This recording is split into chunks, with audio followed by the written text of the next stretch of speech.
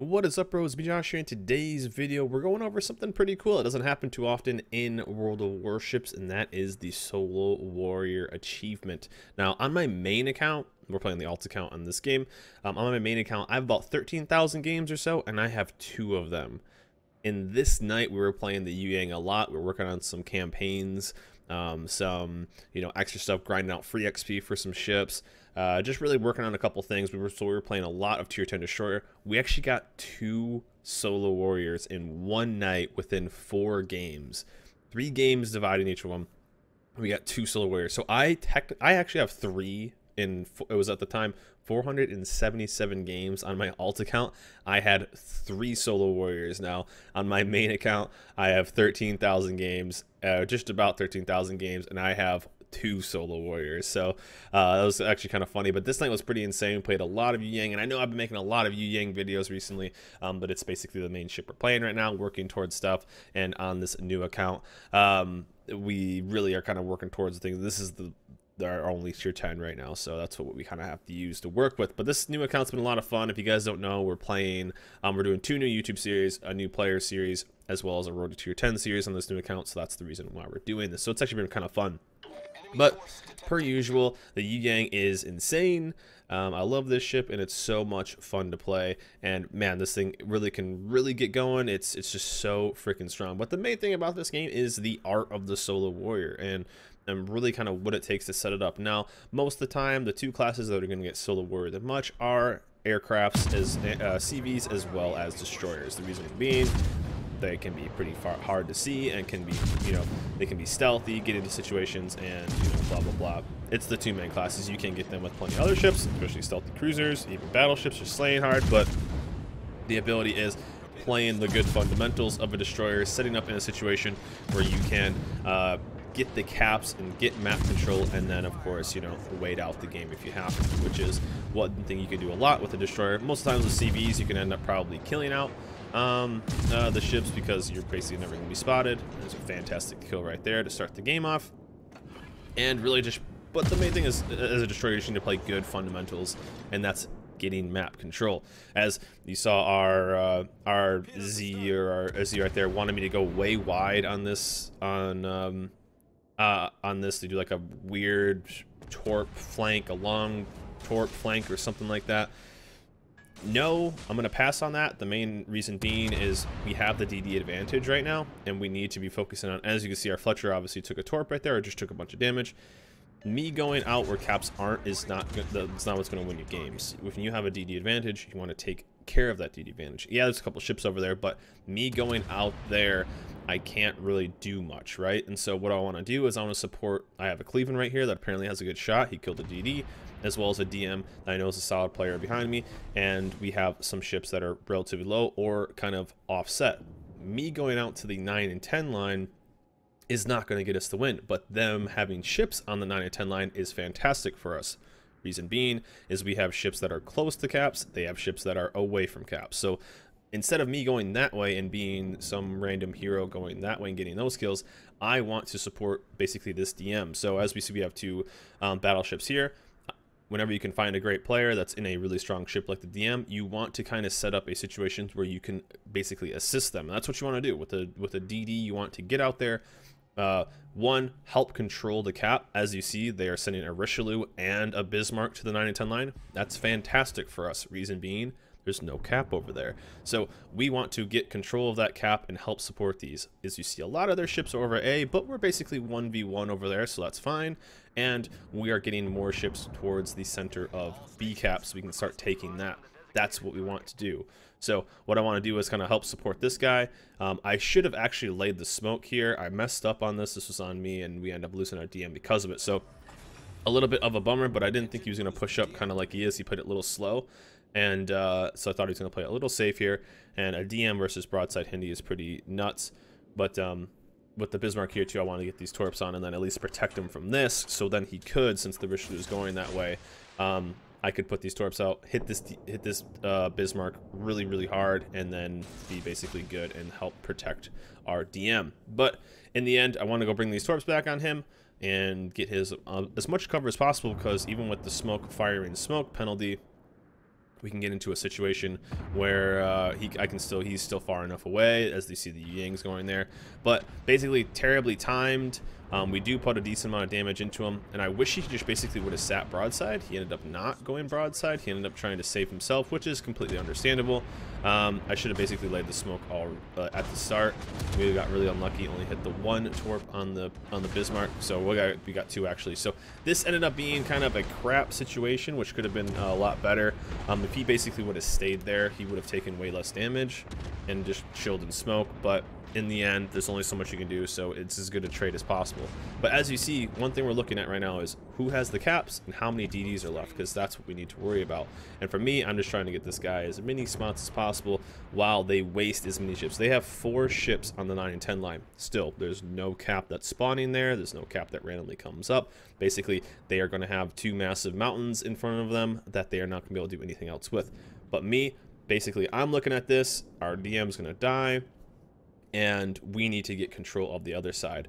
If I can kill this YueYang, that's great, but I'm not going to open fire against this guy as well, because even though a lot of DDs don't realize it, your health pool is still a resource. You can use that. Even if let's say I trade 15k for this DD, it's still worth it, because I'll be alive and he'll be dead.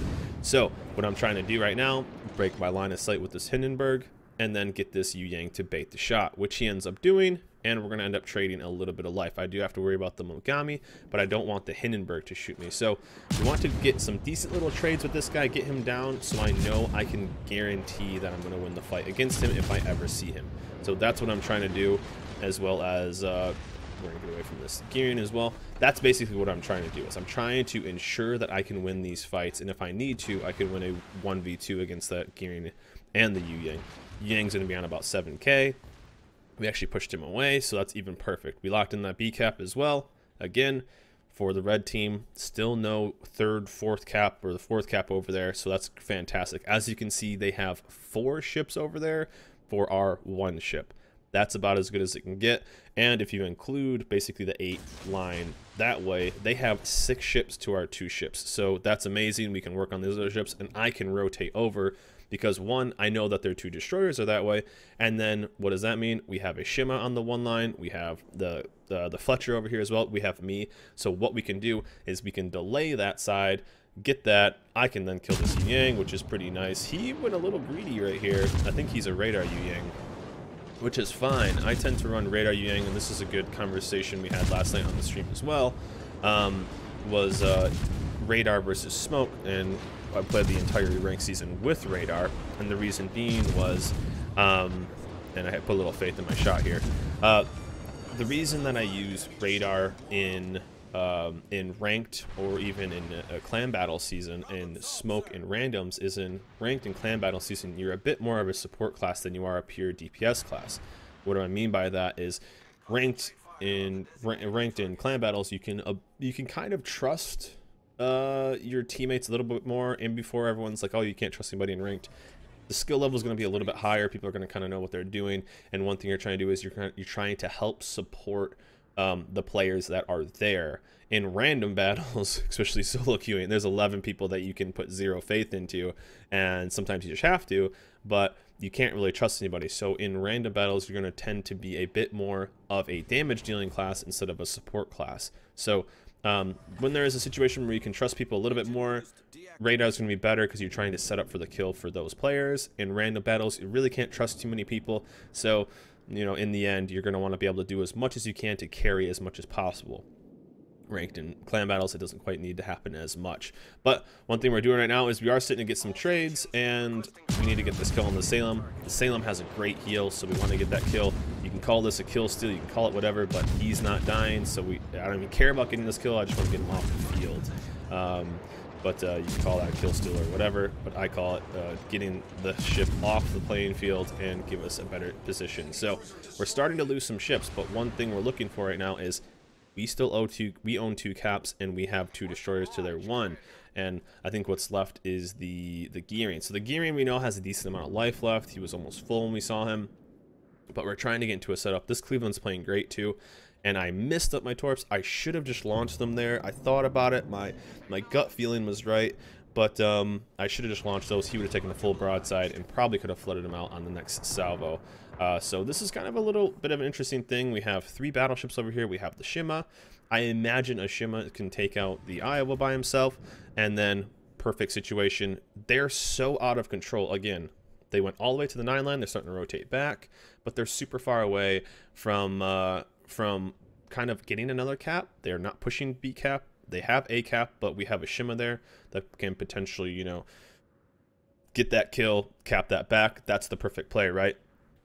And as we see right here, this gearing is getting a little bit close, but of course he's then starts to run away. So I'm trying to figure out how to get these. I don't want to go YOLO. It's not worth the trade. I want to, one, look at this situation. How can I get the most damage? And I'm kind of weighing back. Should I go around the corner? Should I do this? I'm basically trying to protect this guy, scream for some torps. Maybe try to get some torps on one of the guys maybe moving in, the Richelieu, something like that. So that's what I'm going to try to do. I'm trying to help this Cleveland out. He's in a tough spot. He really is. But if I can get him some vision, maybe he can make something happen, make some magic happen.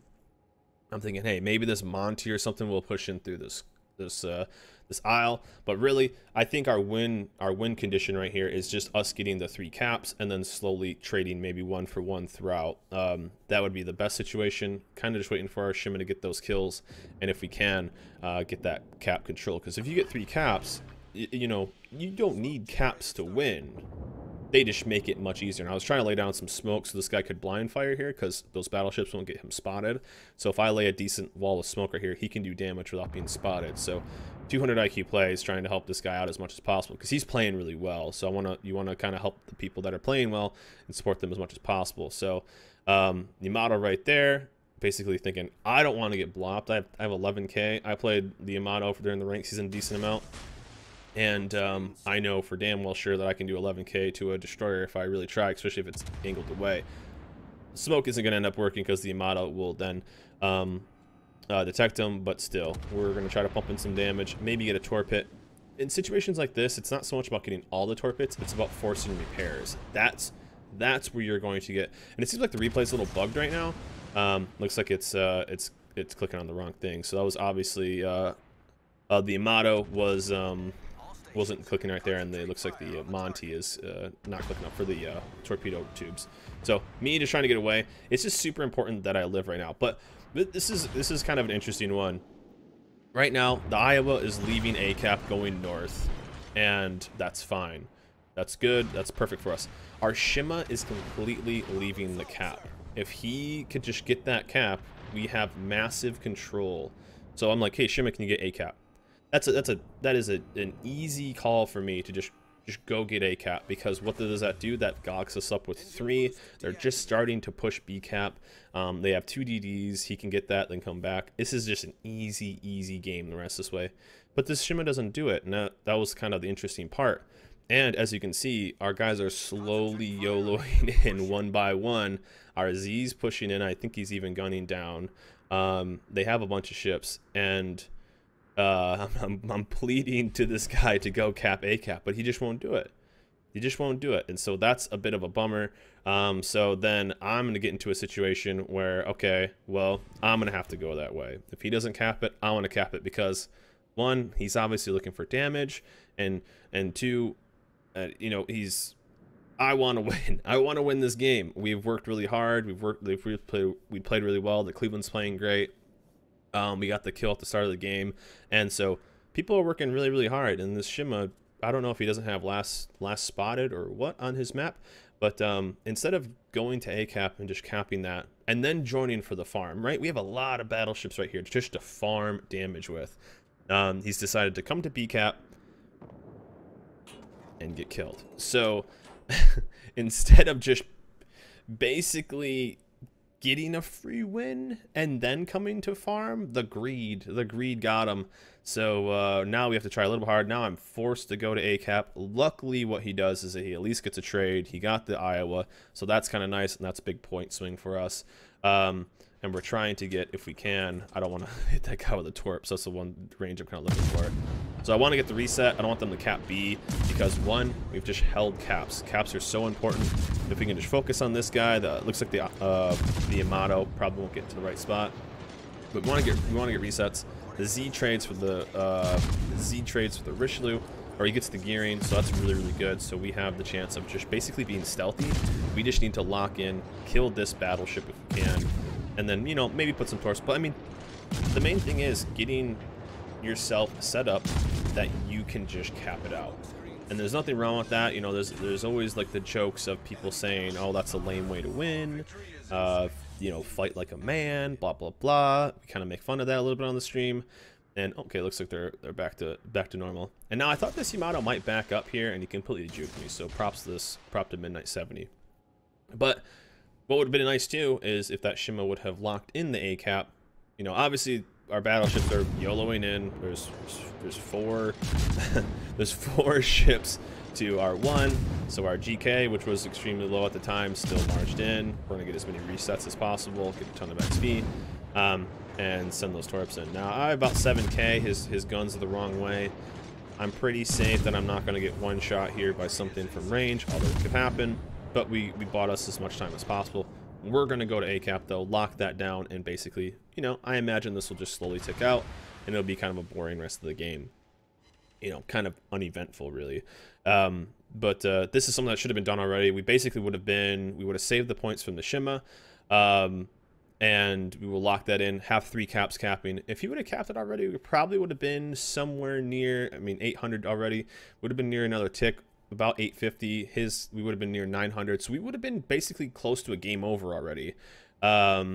It's just that kind of stuff is going to is basically shows the difference between somebody who's going to get the solo warrior for the team and somebody that's going to basically throw away their Shima at the end of the game. Is just not thinking about the next step of what needs to happen. Controlling the map is going to basically win you the game. We've gotten lucky that their team has gone the 9 line, circled back, and then never touched C-cap. One thing I was worried about this game is I didn't know where the Mogami was. So that could have been bad. We would have seen him probably if he would have gone basically towards the 4 line to cap this. But we could have gotten to a situation here where they appear right around the corner and we got screwed. But the thing I'm worried about is the stealthy cruiser. Thing I'm watching for right now is if they start capping C-cap. So the worst situation, well, I guess good too, is the Yamato move from B-cap, so he's not even slowing down. I call that stopping the bleed. If your team is starting to lose, it's really important just to even get onto the caps, because that will basically stop the bleed of the points, and you can then hold on a little bit longer, maybe get a kill and start get it back. The Yamato left that cap. Now somebody's back on it. We're not sure who. We haven't seen the Richelieu. There's the Yamato. So we haven't seen the Richelieu, and we don't know where the Mogami is. So things I'm looking for right now: 1, are they going to cap B? Obviously somebody's on it. It's either Mogami or the Richelieu. And then 2, are they going to start capping C? Their only way to really win this is they're probably just going to push our Cleveland. He's going to end up dying. And there's the Richelieu right there. So that's really good.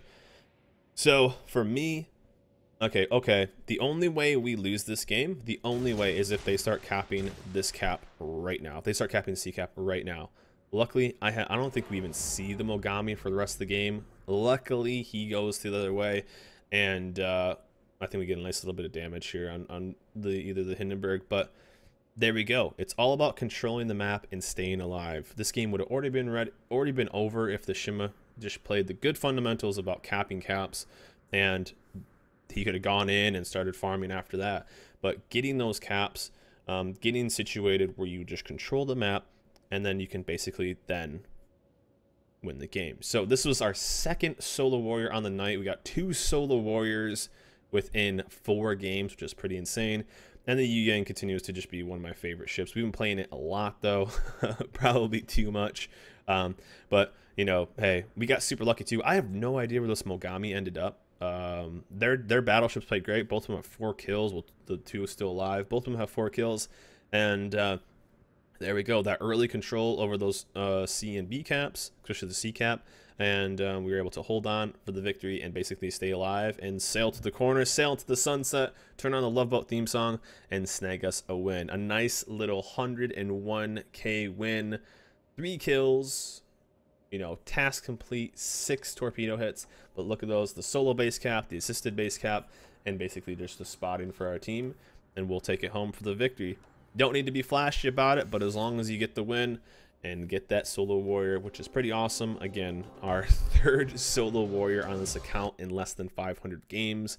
And on our main account, we have 13,000 games with only 2. So pretty insane. But both these solo warriors, we got both in YueYang. On the other one, we ended up getting a little bit more damage, but it was a cyclone game, so it's not as exciting. You know, blah blah blah. DD in a cyclone game can be pretty strong. But this was a fun one, guys. What was the late? I'm interested in what you guys, if you guys have ever gotten a solo warrior, and 2, what was the ship you got it in? I imagine it's going to be a lot of destroyers or maybe CVs. They're probably the 2 most likely. But let me know in the comments what was your guys' last solo warrior or your solo warrior that you got. Maybe you only got one. Was in. I'm interested to know. But anyways, guys, that's it for me. The guide to solo warriors. Anyways, guys, that's it for me. Hope you guys enjoyed this video. Remember, like, subscribe, and I'll see you guys next time.